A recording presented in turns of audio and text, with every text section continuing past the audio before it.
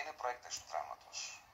Το δράμα μπορεί να σε γυμνάσει εσωτερικά, να αποκτήσει εσωτερικότητα, αλήθεια, το οποίο μπορείς μετά να το εκμεταλλευτείς στην κωμωδία.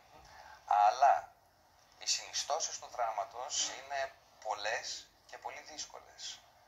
Συνήθως λέμε καλούς ηθοποιούς, αυτούς που και εγώ ανήκω σε αυτούς, που βγάζουν το σωστό συναίσθημα. Να το πω με απλά λόγια, χωρίς ορολογίες.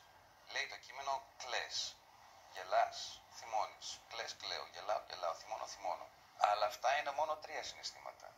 Η δυσκολία και η ερμηνευτική γραμμή ξεκινάει πέρα από αυτά τα συναισθήματα. Είναι τα ενδιάμεσα συναισθήματα. Δηλαδή η περίφημη αμφιθυμία. 2 σε 1. Οι δυσκολίες της δουλειάς μας είναι αυτές. Η απελπισία, πώς παίζεται. Και συνήθως φερόμαστε ως καλοί ηθοποιοί αυτοί που αναπαραγάγουμε τα συγκεκριμένα 3 συναισθήματα. Άρα μπορείς πολύ εύκολα να αποκωδικοποιήσεις μια παράσταση όταν τη βλέπεις και τους ηθοποιούς πώς παίζουν με 3 συναισθήματα. Θα γελάσουν, θα φωνάξουν και θα κλάψουν.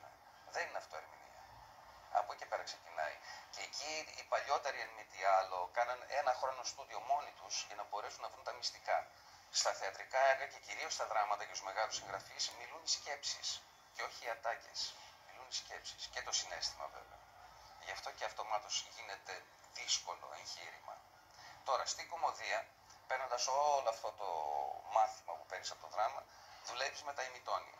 Ουσιαστικά η ερμηνεία γίνεται στα μαύρα πλήκτρα του πιάνου και όχι στα άσπρα. Είναι οι μεταπτώσεις, είναι οι ρυθμικές αλλαγές, είναι οι τονικές αλλαγές, είναι όλο αυτό που κουβαλάς από μέσα σου.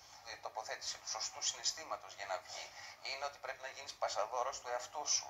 Στείνεις μια ολόκληρη μηχανή για να σκάσεις μια τάκα στο τέλος.